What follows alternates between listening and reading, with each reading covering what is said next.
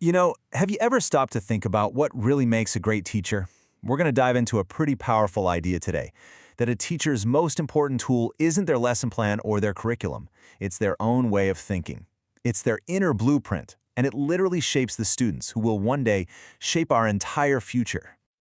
Wow, that quote just hits you, right? It really captures this feeling that for all our progress, we're facing some enormous global challenges. Things like environmental crises, deep social divides. It almost feels like we've driven ourselves straight into a dead end and we're not sure how to turn around. And that's the real question, isn't it? We've managed to create these incredibly complex, tangled up problems. And now, the weight of solving them, well, it falls on the shoulders of the next generation. So who's on the front lines, getting them ready for that monumental task? It's their teachers. Okay, so let's start by really taking stock of the stakes here. The problems we're all facing, they're not small. They ripple across borders and across generations, and honestly, the need for real solutions has never been more urgent. The thing is, this puts a huge responsibility on us. We can't just hand over a world full of problems without also handing over the tools to fix them. And that preparation, it all starts right there in the classroom, by helping to shape minds that can see the solutions that, maybe, we couldn't. But here's the real insight, the key to all of this. It's not just about what a teacher teaches, but how that teacher thinks. We're talking about their inner blueprint, those deep, ingrained mental patterns that guide every single action, every perception, and every lesson they deliver. Let's make this real. Okay, meet Ria.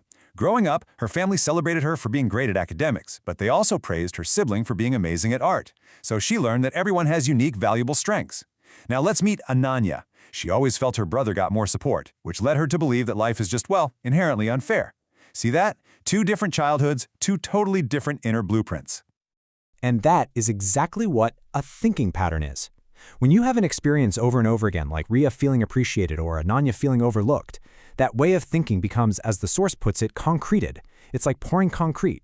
It hardens into an automatic mental model that shapes everything from your personal relationships to the decisions you make in a classroom full of students. So, how do these patterns actually form? I mean, to really understand their impact, we've got to decode them. What are the different ways we think, and how do they all mix together to create that unique blueprint inside each of us?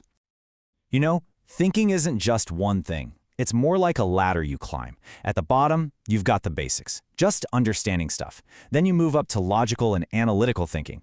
From there, you learn to critically evaluate ideas, and at the very top, that's where you hit creative innovation.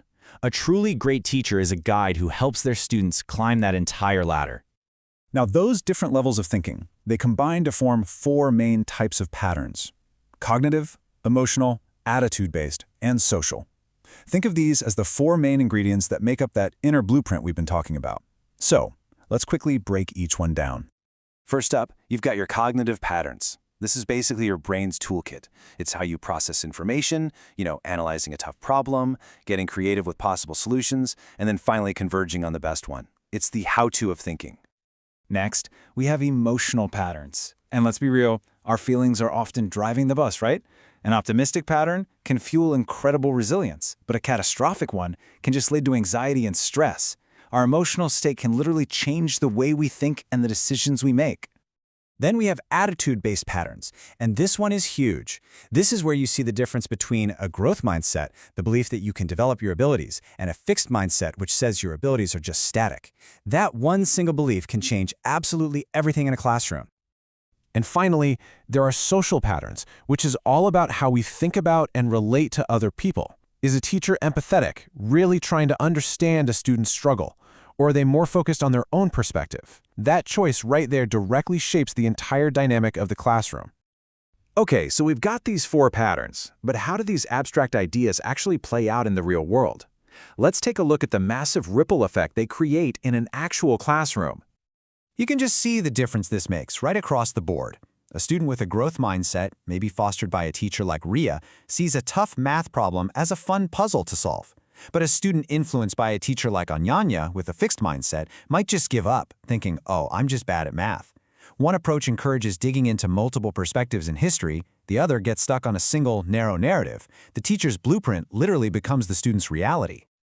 Let's go back to Ria for a second. Her belief that everyone has diverse talents creates this amazing environment where students do way more than just memorize facts. They develop a deep, connected understanding of the material. They feel safe enough to fail, and more importantly, they're encouraged to try again. Now, on the flip side, think about Ananya. Her underlying belief in unfairness could lead her to teach concepts as just a bunch of isolated facts. So a student might learn Newton's laws, but completely miss the beautiful, elegant framework that connects them all. They might learn about historical oppression, but miss the wider context of resilience and change. Her skewed pattern leads directly to fragmented, incomplete learning. All of this brings us to a really powerful conclusion. If a teacher's way of thinking has this much of an impact, then they aren't just educators. They are, in a very, very real sense, the architects of our future. So the ultimate goal, then, is balance. A teacher who can integrate all four of these thinking patterns doesn't just teach subjects. They cultivate an environment that nurtures the whole student, both their mind and their heart. And that's why this matters so much. By fostering resilience, critical thinking, empathy, and creativity, these teachers are giving students the exact skills they need to solve those massive global problems we started with. They are literally preparing the problem solvers of tomorrow. So let's end with this thought. The future isn't set in stone. It's going to be written by the next generation, but the minds that will do the writing, they're being shaped right now in classrooms all over the world. So the real question isn't just what the future will be, but who is shaping the very people who will create it. Thanks for joining me for this explainer.